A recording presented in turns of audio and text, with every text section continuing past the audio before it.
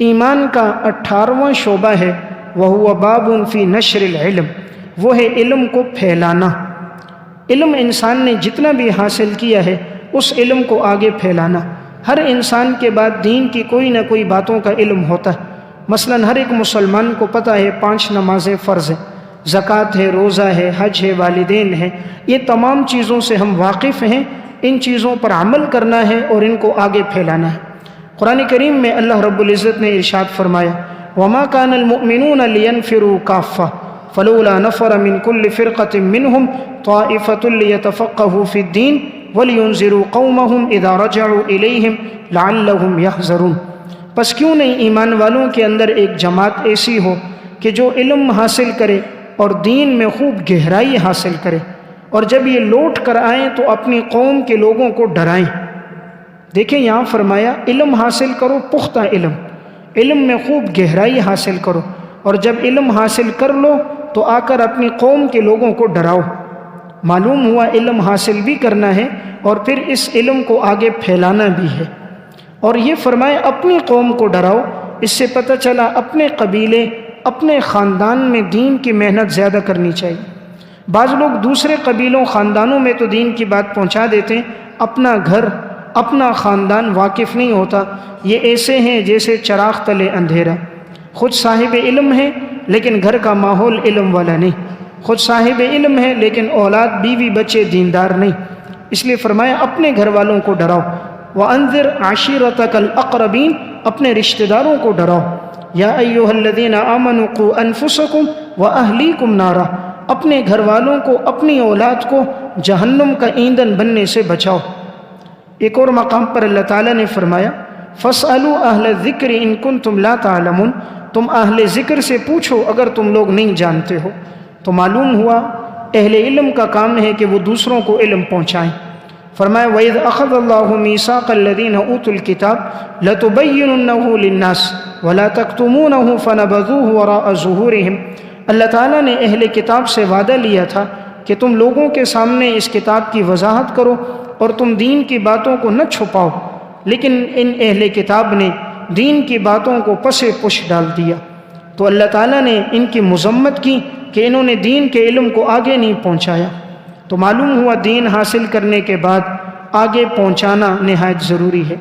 سنن ابی داؤد اور شعب الایمان کی روایت ہے، رسول اللہ صلی اللہ علیہ وسلم فرماتے ہیں نظر اللہ امرأً، اللہ اس شخص کو تر و تازہ رکھے۔ اب دیکھیں دعا کون کر رہے ہیں؟ امام الانبیاء، کہ اللہ اس شخص کو تر و تازہ رکھے، وہ حشاش بشاش رہے، اس کی زندگی خوشگوار ہو۔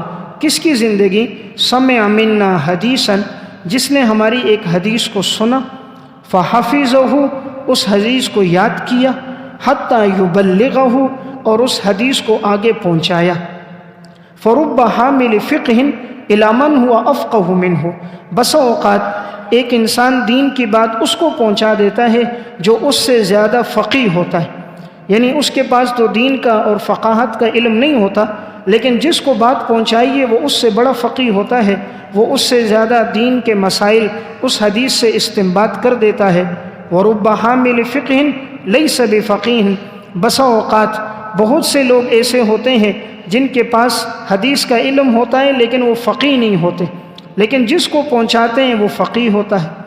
تو دیکھیں اس حدیث میں آپ صلی اللہ علیہ وسلم نے اس آدمی کے لیے دعا فرمائی جو دین کی بات کو سنے، یاد رکھے اور اس کو آگے پہنچائے۔ آپ نے فرمایا اللہ اس کو تر و تازہ رکھے۔ اس لیے آپ دیکھیں جو حدیث بیان کرنے والے لوگ ہوتے ہیں محدثین، ان کی زندگی بڑی تر و تازہ ہوتی ہے، ان کی زندگی بڑی تر و تازہ ہوتی ہے۔ اللہ ان کو زندگی کا بڑا سکون، اطمینان، اللہ تعالیٰ قلبی راحت، گھر کا سکون ان کو عطا فرما دیتا ہے۔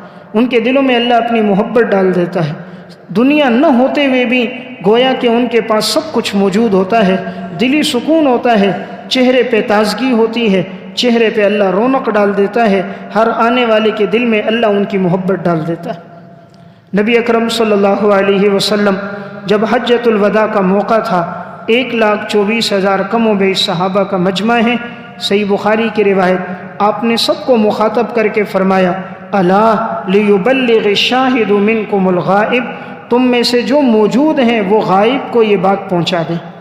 یعنی میں نے تم تک دین پہنچا دیا، اب تمہاری ذمہ داری ہے تم میں سے جس نے دین کی بات حاصل کی ہے وہ اس کو آگے پہنچائے۔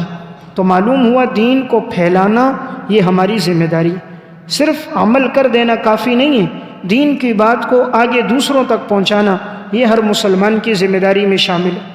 تو احادیث مبارکہ میں دین کے پھیلانے کی بڑی تاکید آئی، اور اگر کوئی دین کی بات کو چھپائے، آگے نہ پھیلائے، کوئی پوچھے اور نہ وہ بتائے، تو نبی اکرم صلی اللہ علیہ وسلم نے فرمایا من سئل عن علم فکتمہ، جس سے علم کی بات پوچھی گئی اور اس نے اس کو چھپایا، الجمہ اللہ بلجام من نار یوم القیامہ، اللہ تعالیٰ قیامت کے دن اس کو آگ کی لگام پہنائے گا۔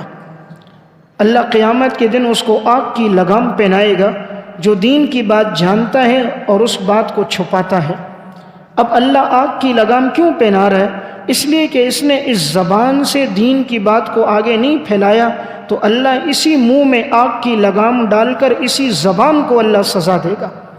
یہ زبان دنیا کے لیے تو چلتی تھی، 2 گھنٹے سیاسی گفتگو کرتی تھی، یہ زبان دنیا کے کاموں میں چلتی تھی، لیکن دین کے کام میں کبھی نہ چلی۔ اللہ کی دعوت کا تذکرہ اس پر نہیں آیا، رب کا مقدس کلام اس زبان پر نہیں آیا، اللہ کا ذکر نہیں آیا، بس دنیا کے کاموں میں چلتی رہی۔ یہ بات بھی یاد رکھیں، جب اللہ ناراض ہوتا ہے زبان پر اپنا تذکرہ نہیں لاتا، اللہ ناراض ہوتا ہے زبان پر تلاوت کرنے کی توفیق نہیں دیتا، زبان پر اللہ کا ذکر نہیں ہوتا، پھر ہر وقت دنیا کی باتیں ہوتی ہیں۔ انسان کہتا ہے میں ذکر کرتا نہیں، تو تیری کیا مجال تو نہ کرے؟ رب العالمین تیری اس ناپاک زبان کو مقدس کلام کے پڑھنے کی توفیق نہیں دیتا۔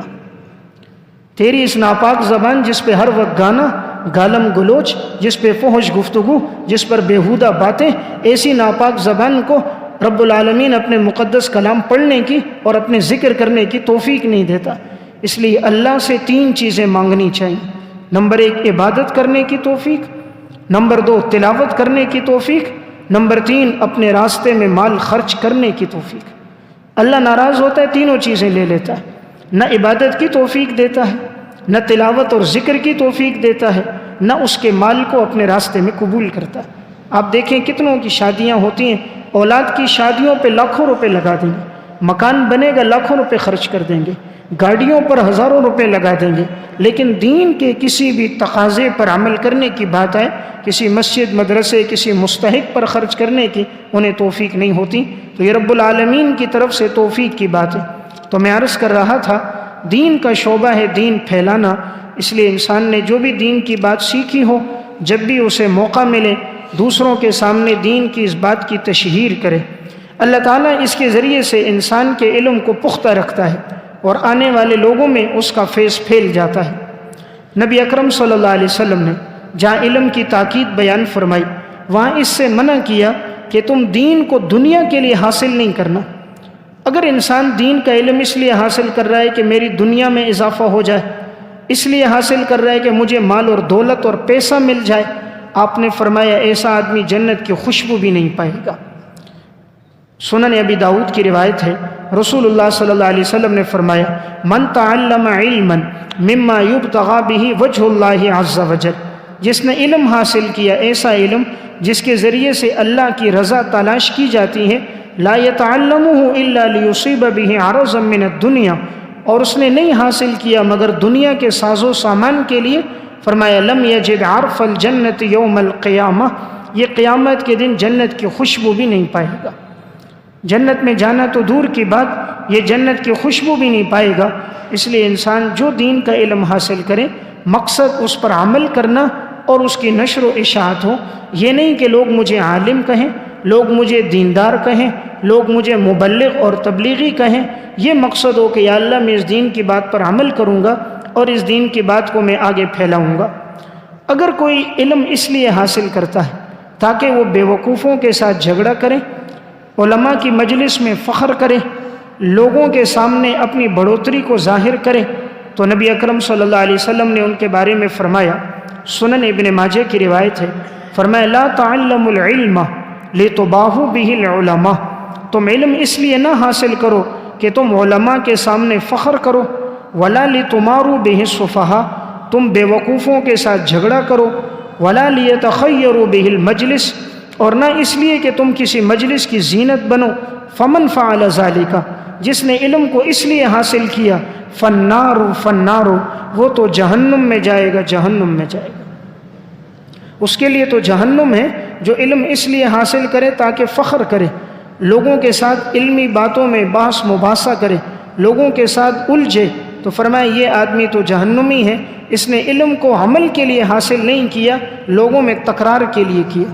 اس لیے بعض ساتھی نیٹ سے کوئی چیز پڑھ لیں، سیکھ لیں، ایک کو دوسرے کو بتا کر غلط فہمیاں ڈالتے ہیں، لوگوں کے دلوں میں ان کو دین سے دور کرتے ہیں، پختہ علم ہوتا نہیں، سرسری معلومات ہوتی ہیں، وہ ہم چنی دیگرے نیست، وہ سمجھتے میرے پاس ہی علم ہے، دوسروں کے پاس نہیں ہے، حالانکہ ان سے زیادہ صاحب علم لوگ علماء ہوتے ہیں، لیکن وہ علماء سمندر ہوتے ہیں، اور سمندر کے اندر شور نہیں ہوتا، ان میں کوئی شور شرابہ نہیں، یہ موجیں ہوتی ہیں جو باہر سے آتی ہیں اور ساحل پر آ کر ٹک جاتی ہیں، جتنا شور ہوتا ہے وہ ختم ہو جاتا ہے، اس لیے موج کی اہمیت نہیں ہوتی، اہمیت دریا کی ہوتی ہے، اور جتنا دریا بڑھتا جاتا ہے اس کے اندر کوئی چیز ڈالو تو اتنی ہی چھپ جاتی ہے، جتنا علم بڑھتا ہے اتنا انسان کا حلم بڑھتا ہے، بردباری بڑھتی ہے، تحمل مزاجی انسان کی بڑھتی ہے۔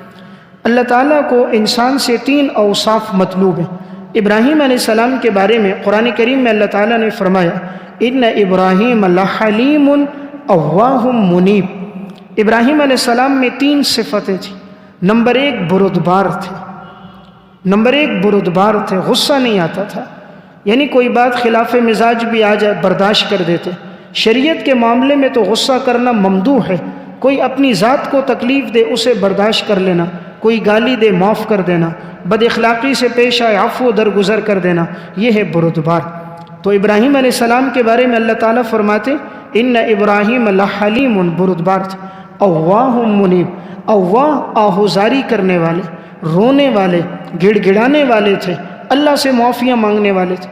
جو اللہ کے سامنے جتنا روتا ہے اللہ معاشرے میں اتنا اس کو محبوب بنا دیتا ہے، اور جو اللہ سے جتنا دور ہوتا ہے اتنا معاشرے میں نفرت کی نگاہوں سے دیکھا جاتا ہے۔ دلوں میں محبتیں اللہ ڈالتا ہے، اللہ سے تعلق مضبوط کرے سب کے دلوں میں اللہ آپ کی محبت ڈال دے گا۔ اس لیے جو چاہے کہ لوگوں کے دلوں میں اس کی عزت بڑھے، تہجد میں اٹھ کے اللہ کے سامنے 2 آنسوں کے قطرے بہائے، اگلے دن سے اپنی محبوبیت، اپنی عزت کا وہ خود مشاہدہ کرے گا۔ تیسری بات منیب، رجوع کرنے والے۔ ابراہیم علیہ السلام اللہ کی طرف بڑی رجوع کرنے والے، ہر معاملے میں اللہ کی طرف رجوع تھا۔ اس لیے ہمیں بھی کوئی بات پیش آئے تو ہم دیکھیں دین کا کیا حکم ہے، اللہ رسول کا جو حکم ہے اس کی طرف ہماری توجہ ہونی چاہیے۔ یہ نہیں کہ برادری والے کیا کہیں گے، قبیلہ اور خاندان کیا کہے گا، ہم مسلمان ہیں، ہم یہ دیکھیں اللہ کا کیا حکم ہے اور اللہ کے معصوم نبی کا کیا حکم ہے۔ تو یہ 3 صفتیں اللہ کو پسند تھیں، اس لیے اللہ نے ابراہیم علیہ السلام کی ان تینوں پر تعریف فرمائی۔ تو میں عرض کر رہا تھا ایمان کا شعبہ ہے علم حاصل کر کے اس علم کو آگے پھیلانا۔ کبھی یہ بات دین میں نہ آئے دل میں انسان کے کہ میں علم حاصل کر رہا ہوں اور آگے اس کو اگر وہ نہیں پھیلا رہا، علم کی باتوں پر وہ عمل نہیں کر رہا، تو اس کے لیے سزا کتنی ہے۔ نبی اکرم صلی اللہ علیہ وسلم نے اپنا واقع معراج بیان فرمایا۔ امام بہقی نے شعب الایمان میں تفصیلاً اور امام احمد نے مسند احمد میں اختصاراً ذکر کیا۔ رسول اللہ صلی اللہ علیہ وسلم نے فرمایا اتیت لیلۃ اسری بی علی قوم، معراج کی رات مجھے ایک قوم کے پاس سے گزارا گیا، میں نے دیکھا یقرض شفاہہم بمقاریض من نار، ان کے ہونٹوں کو، ان کی زبانوں کو آگ کی کینچیوں سے کاٹا جا رہا تھا، آگ کی کینچیوں سے ان کے ہونٹوں کو کاٹا جا رہا تھا۔ میں نے کہا فقلت یا جبرائیل من ہؤلاء، یہ کون لوگ ہیں جن کو یہ سزا دی جا رہی ہے؟ آپ نے فرمایا، جبرائیل نے کہا خطباء من امتک الذین یقولون ما لا یفعلون، یہ آپ کی امت کے وہ خطیب لوگ ہیں، وہ تقریر کرنے والے اور واعظ ہیں جو لوگوں کو کہتے تھے اور خود عمل نہیں کرتے تھے، جو لوگوں کو کہتے تھے اور خود عمل نہیں کرتے تھے۔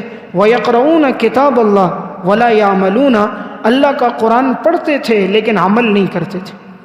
قرآن پڑھتے تھے عمل نہیں کرتے، دین پڑھتے تھے عمل نہیں کرتے تھے، آج ان کو یہ سزا دی جا رہی ہے۔ جن ہونٹوں سے، جس زبان سے اس نے دین کی بات کی اور عمل نہیں کیا، اسے آگ کی کینچیوں سے کاٹا جا رہا ہے۔ دیکھیں ہم بھی قرآن پڑھتے ہیں عمل نہیں کرتے۔ قرآن میں ہمیں معلوم ہے 700 مقامات پر اللہ نے نماز کا حکم دیا، کتنے ہیں جو 5 نمازوں کا اہتمام کرتے ہیں؟ قرآن کو چومتے ہیں، ادب کرتے ہیں، اور پیٹھ بھی نہیں کرتے کہ یار بے ادبی میں نہ ہو جائے، سیدھے سیدھے پیچھے آتے ہیں۔ قرآن کے تو ادب کیا، لیکن قرآن میں جو رب کا حکم ہے 700 مرتبہ نماز پڑھو، اس پر عمل نہیں کرتے۔ قرآن جو کہتا ہے زکوٰۃ دو، وہ نہیں دیتے۔ قرآن جو کہتا ہے والدین کی اطاعت کرو، سود نہ لو، رشوت نہ لو، حرام خوری نہ کرو، اس پر عمل نہیں کرتے۔ صرف ادب کافی نہیں ہے، بلکہ قرآن کے مضامین پر عمل ضروری ہے۔ عمل ضروری ہے کہ جو الفاظ ہم پڑھ رہے ہیں ہماری زندگی میں بھی آ جائیں۔ اس لیے آپ نے فرمایا یہ وہ لوگ ہیں یقرؤون کتاب اللہ، قرآن کو پڑھتے ہیں ولا یعملون، عمل نہیں کرتے۔ اس لیے جو عمل نہیں کر رہا اس کے لیے سزا۔ اس لیے دین کی جو بات انسان آگے بتائے خود پہلے عمل کرے، تب بات میں تاثیر پیدا ہوتی ہے۔ آج تاثیر کیوں نہیں ہے؟ ہم حکم دیتے ہیں خود کرتے نہیں۔ بیٹے سے کہتے ہیں بیٹا نشہ نہ کرو، لیکن خود باپ بیٹے کے سامنے چرس پی رہا ہے، خود سگریٹ پی رہا ہے، بیٹے کو کہتا ہے بیٹا سگریٹ نہیں پینا، تو وہ کہاں تیری بات پر عمل کرے گا؟ بیٹے سے کہتے ہیں جھوٹ نہ بولو، اور فون آتا ہے جی کہاں ہو، کہتا ہے جی بازار میں ہوں، بیٹا دیکھ رہا ہے میرے سامنے بیٹھا ہے۔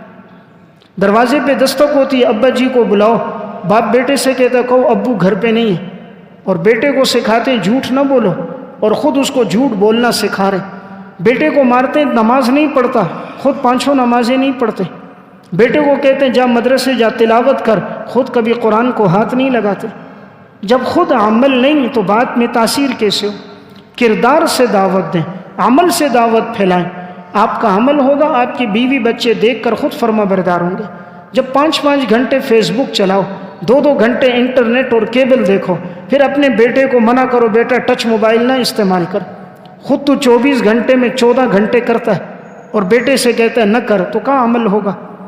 عمل انسان کا تب مضبوط ہوتا ہے جب وہ خود پہلے عمل کرتا ہے، پھر اس کی بات میں اللہ تاثیر ڈال دیتا ہے۔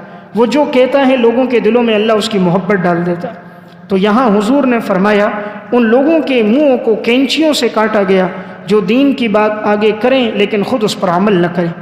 رسول اللہ صلی اللہ علیہ وسلم نے فرمایا ان اخوف ما اخاف علیکم بعدی منافق علیم اللسان، میں سب سے زیادہ اپنی امت پہ ان لوگوں پہ ڈرتا ہوں جو منافق ہوں گے لیکن ان کی زبان بڑی چلنے والی ہوگی، زبان بڑی چلتی ہوگی لیکن منافق ہوں گے، یعنی جو زبان پر ہے اس پر عمل نہیں ہوگا، زبان پر جو علم ہے دل میں اس پر عمل نہیں ہوگا۔ آپ نے فرمایا میں ایسے لوگوں پہ بڑا ڈرتا ہوں، یعنی صرف ان کے پاس نقوش ہے علم نہیں۔ رسول اللہ صلی اللہ علیہ وسلم 4 دعائیں مانگا کرتے تھے، عموماً آپ صلی اللہ علیہ وسلم ان دعاؤں کا بڑا اہتمام کرتے تھے، بسا اوقات فرض نماز کے بعد بھی آپ دعا کرتے۔ پہلی دعا حضور کی ہوتی تھی اللہم انی اعوذ بک من علم لا ینفع، اے اللہ میں ایسے علم سے پناہ مانگتا ہوں جو نفع نہ دے، اے اللہ میں ایسے علم سے پناہ مانگتا ہوں جو نفع نہ دے۔ نمبر 2 وقلب لا یخشع، ایسے دل سے پناہ مانگتا ہوں جس میں تیرا ڈر موجود نہ ہو، جس دل میں تیرا ڈر نہ ہو اے اللہ میں پناہ مانگتا ہوں۔ نمبر 3 ونفس لا تشبع، ایسے نفس سے پناہ مانگتا ہوں جو کبھی سیر نہیں ہوتا، جو پیٹ کبھی بھرتا نہیں، اس سے پناہ مانگتا ہوں۔ انسان دنیا سے کبھی سیر نہیں ہوتا، جتنی دنیا بڑھتی جائے اس کی حرص بڑھتی جاتی ہے بڑھتی جاتی ہے۔ اس لیے آپ صلی اللہ علیہ وسلم نے ارشاد فرمایا لو کان لابن آدم وادیان من ذهب لابتغى ثالثا ولا يملأ جوف ابن آدم الا التراب، اگر ابن آدم کو 2 وادیاں سونے کی مل جائیں یہ طلب کرے گا تیسری وادی ہو جائے، اس کا پیٹ نہیں بھرتا مگر قبر کی مٹی سے۔ انسان کا منہ صرف جو بھرے گا قبر کی مٹی سے بھرے گا، باقی دولت سے کوئی انسان سیر نہیں ہوتا۔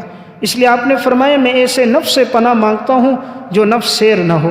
نمبر 4 ومن دعاء لا یسمع، اور ایسی دعا سے پناہ مانگتا ہوں جو اللہ کے ہاں قبول نہ ہو، جو اللہ کے ہاں سنی نہ جائے، ایسی دعا سے بھی پناہ مانگتا ہوں۔ تو یہ صحیح مسلم کی روایت ہے۔ تو انسان بھی اللہ سے ایسا علم مانگے کہ اللہ مجھے ایسا علم دے جو علم نافع ہو، ایسا رزق دے جو برکت والا ہو، ایسا عمل دے جو قبول ہو۔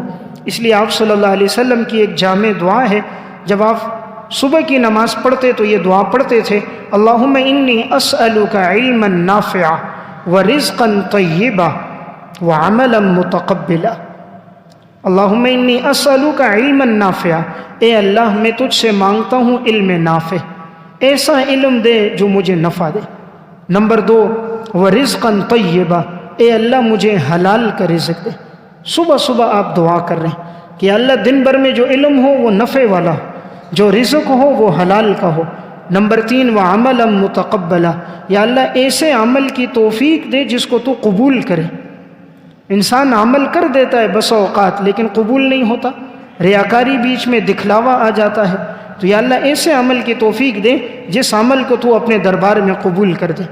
تو میں عرض کر رہا تھا علم پر عمل بڑا ضروری ہے۔ خدا نہ کرے اگر انسان نے علم حاصل کیا اور عمل نہیں کیا تو حدیث میں آتا ہے، رسول اللہ صلی اللہ علیہ وسلم نے فرمایا، ابن آدم کے قدم اس وقت تک اپنی جگہ سے نہیں ہلیں گے جب تک 5 باتوں کا وہ جواب نہ دے دے۔ جب تک 5 سوالات کا جواب انسان نہیں دے گا، اس کے قدم محشر کے میدان میں اپنی جگہ سے نہیں ہلیں گے۔ آپ نے فرمایا، لا تزول قدم ابن آدم من بین یدی ربہ یوم القیامہ، ابن آدم کے قدم اللہ کے سامنے قیامت کے دن اپنی جگہ سے نہیں ہلیں گے جب تک کہ اس سے 5 باتوں کا سوال نہ ہو۔ حتی یسأل عن 5، اس سے 5 چیزوں کے بارے میں پوچھا جائے گا۔ نمبر 1، عن شبابہ فیما ابلاہ، ہم نے تجھے جوانی دی تھی، تو نے جوانی کو کہاں گزارا؟ ہم نے تجھے جوانی دی تھی، تو نے اپنی جوانی کو کن کاموں میں صرف کیا؟ اگر اس کا جواب ہے ہمارے پاس تو الحمدللہ، اور اگر جوانی اللہ کی عبادت میں نہیں گزری تو پھر انسان توبہ اور استغفار کرے۔ اس لیے سوال ہوگا جوانی تم نے کہاں گزاری؟ بڑھاپے کی عبادت بھی اللہ کو پسند ہے، لیکن جوانی کی عبادت بڑی پسند ہے۔ اس لیے 7 آدمیوں کے لیے عرش کا سایہ ہے، ان میں ایک آدمی ہے شاب نشأ فی عبادت اللہ، وہ نوجوان جو جوانی میں اللہ کی عبادت کرے۔ جوانی میں چونکہ دولت بھی ہوتی ہے، طاقت بھی ہوتی ہے، پیسہ بھی ہوتا ہے، شہوت بھی ہوتی ہے، خواہشات بھی ہوتی ہیں، نفسانیات بھی ہوتی ہیں، دوست بھی ہوتے ہیں، انسان کا میلان بھی ہوتا ہے۔ سب چیزوں کو ترک کر کے اللہ کی طرف متوجہ ہو جائے، اللہ کو ایسا انسان بڑا پسند ہے۔ اس لیے فرمایا پہلا سوال ہوگا اپنی جوانی کو کہاں لگایا۔ نمبر 2، وعمرہ فیما افناہ، ہم نے تجھے عمر دی تھی، تو نے اس کو کن کاموں میں فنا کیا؟ عمر کو کن کاموں میں لگایا؟ زندگی کن کاموں میں گزاری؟ انسان تو آج زندگی دنیا پہ لگاتا ہے، ساری زندگی مٹی پہ لگا لیتا، مٹی سے گھر بناتے بناتے ایک وقت آتا ہے خود مٹی میں چلا جاتا ہے۔ وعن مالہ من این اکتسبہ، نمبر 3، تیسرا سوال ہوگا تو نے مال کہاں سے کمایا تھا؟ نمبر 3، مال کہاں سے کمایا؟ نمبر 4، وفیما انفقہ، مال کو کہاں خرچ کیا؟ ہر چیز کے بارے میں ایک سوال، مال کے بارے میں 2 سوال ہیں۔ کمایا کہاں سے تھا، خرچ کہاں کیا؟ کمایا کہاں سے تھا، خرچ کہاں کیا؟ اور نمبر 5، وماذا عمل فیما علم، جن چیزوں کا تیرے پاس علم تھا اس پر عمل کتنا کیا؟ جن چیزوں کا علم تھا اس پر عمل کتنا کیا؟ ہر انسان کے پاس دین کا بڑا علم ہے لیکن عمل نہیں ہے۔ ہر آدمی جانتا ہے موسیقی گناہ ہے، لیکن بیٹے کی شادی ہوتی ہے وہی موسیقی چلا رہا ہوتا ہے۔ ہر آدمی جانتا ہے سود لینا، رشوت حرام ہے، گناہ ہے، لیکن کہتا ہے میرے اوپر حالات ایسے آ گئے، خود لیتا ہوا نظر آتا ہے۔ یعنی بنیادی چیز کیا ہے؟ علم پر عمل نہیں ہے۔ معلومات دین کی سب کے پاس ہیں لیکن عمل کرنے کی انہیں توفیق نہیں مل رہی۔ تو بہرحال یہ 5 باتیں بڑی اہم باتیں ہیں جس کا ہم میں سے ہر ایک سے سوال ہونے والا ہے۔ حضرت جابر رضی اللہ تعالیٰ عنہ کا ایک مشہور قول ہے، فرمایا کرتے تھے 5 چیزوں کو سیکھو، اور 5 چیزوں کو سیکھ کر اسی طرح ان کو آگے لوگوں کو سکھاؤ۔ نمبر 1، تعلم الصمت، سب سے پہلے خاموشی کو سیکھو، سب سے پہلے خاموشی کو سیکھو۔ نمبر 2، ثم تعلم الحلم، پھر بردباری کو سیکھو، سنجیدہ ہونا، بردبار ہونا۔ نمبر 3، ثم تعلم العمل بالعلم، پھر جو تم نے علم حاصل کیا اس پر عمل کرنا سیکھو، اور پھر ثم انشروا، پھر اس علم کو آگے پھیلا دو۔ تو سب سے پہلی چیز خاموشی، آج خاموشی نہیں ہے، ہر آدمی کو دیکھو بات کر رہا ہو، زبان کینچی کی طرح چلتی رہے گی، 3 آدمی ہیں، تینوں باتیں کریں گے، کوئی دوسرے کی سنے گا نہیں، یعنی اتنا کسی میں تحمل نہیں ہے کہ یہ بات پوری کر دے میں شروع کر دوں، ہر آدمی کی زبان چلتی رہتی ہے، حالانکہ جتنی چلے گی اتنا زبان سے غیبت، گناہ، چغل خوری ہوگی، گناہ گار ہوتا رہے گا۔ تو خاموشی سیکھے، نمبر 2 بردباری سیکھے، نمبر 3 علم پر عمل سیکھے، اور نمبر 4 اس علم کے آگے نشر و اشاعت کو سیکھے۔ حضرت عبداللہ ابن مبارک رحمۃ اللہ علیہ بڑے اللہ والے بزرگ ہیں، امام بیہقی نے شعب الایمان میں لکھا، ان سے کسی نے پوچھا حضرت ہم آپ کو دیکھتے ہیں آپ اکثر گھر میں ہوتے ہیں، ان کی زندگی یا گھر میں یا مسجد میں عبادت میں گزرتی تھی یا حدیث پڑھتے پڑھاتے؟ تو انہوں نے جواب دیا، کسی نے کہا آپ کو وحشت نہیں ہوتی آپ گھر میں ہوتے ہو؟ فرمایا کیف استوحش وانا مع النبی صلی اللہ علیہ وسلم واصحابہ والتابعین لهم باحسان، مجھے کیوں وحشت ہو؟ اس لیے کہ میں تو حضور کے ساتھ صحابہ اور تابعین کے ساتھ ہوتا ہوں، یعنی میں حضور کی حدیثیں پڑھتا ہوں، صحابہ کے اقوال پڑھتا ہوں، تابعین کی زندگی پڑھتا ہوں، مجھے کیوں وحشت ہو؟ وحشت تو ان کو ہو جو دنیا کے تذکرے میں لگے ہوں۔ اس لیے بڑے بابرکت ہیں وہ لوگ جن کا وقت مسجد میں گزرے یا گھر میں گزرے، اور موبائل دیکھتے ہوئے نہیں، گھر میں گزرے قرآن کی تلاوت تفسیر پڑھتے ہوئے، صحابہ کی زندگی اور کردار، تابعین کے شجاعت اور دین پھیلانے کے واقعات پڑھتے ہوئے گزر جائے۔ امام ابو حازم رحمۃ اللہ علیہ کا ایک قول ہے، فرمایا کرتے تھے لا تکون عالما حتی یکون فیک 3 خصال، تم کبھی عالم نہیں بن سکتے یہاں تک کہ تمہارے اندر 3 خصلتیں نہ ہوں۔ نمبر 1 لا تبغی علی من فوقک، جو تم سے اوپر ہو اس کے کو طلب نہ کرو، جن کا مقام تم سے بلند ہے ان کو طلب نہ کرو، ان کے پیچھے نہ پڑو، اللہ نے جو ان کو عزت دی ہے سو دی ہے، دعا تو کرو اللہ آپ کو عزت دے، لیکن ان کے پیچھے پڑھ کر انہیں حقیر نہ کرو، ان پہ تان تشنی نہ کرو۔ نمبر 2 ولا تحقر من دونک، جو تم سے نیچے ہیں ان کو حقیر نہ سمجھو۔ نمبر 3 ولا تأخذ علی علمک دنیا، اور اپنے علم پر دنیا نہ لو، یعنی دین کے علم کو دنیا کے لیے حاصل نہ کرو۔ فرمایا جب یہ 3 باتیں ہوں گی اللہ رب العزت آپ کو دنیا اور آخرت میں ایک مقام عطا فرمائے گا۔ میں 2 اقوال بیان کر کے بات ختم کرتا ہوں۔ سفیان ابن عیینہ رحمۃ اللہ علیہ کا ایک قول ہے، امام بیہقی نے شعب الایمان میں لکھا، فرماتے اول العلم الاستماع، سب سے پہلا علم ہے کان لگا کر سننا، یعنی انسان کے پاس علم کیسے آتا ہے؟ نمبر 1 توجہ کے ساتھ بات کو سنیں، توجہ نہیں ہوگی آدھی بات سنے کا آدھی نہیں سنی ہوگی تو ناقص بات آگے بتائے گا تو خود بھی بھٹک جائے گا، دوسروں کے بھٹکنے کا ذریعہ بنے گا۔ نمبر 2 ثم الفہم، پھر اس بات کو سمجھے، جس بات کو سنا تھا پھر اس بات کو سمجھے۔ نمبر 3 ثم الحفظ، پھر اس بات کو یاد کرے۔ نمبر 4 ثم العمل، پھر اس بات پر عمل کرے، اور نمبر 5 ثم النشر، پھر اس بات کو آگے پھیلائے۔ تو علم حاصل کرنے کے یہ 5 طریقے، ترتیب کیا ہے؟ نمبر 1 توجہ سے سننا، نمبر 2 اس بات کو پھر سمجھنا، نمبر 3 اس بات کو یاد کرنا، نمبر 4 اس بات پر عمل کرنا، اور نمبر 5 دین کی اس بات کو آگے پہنچانا۔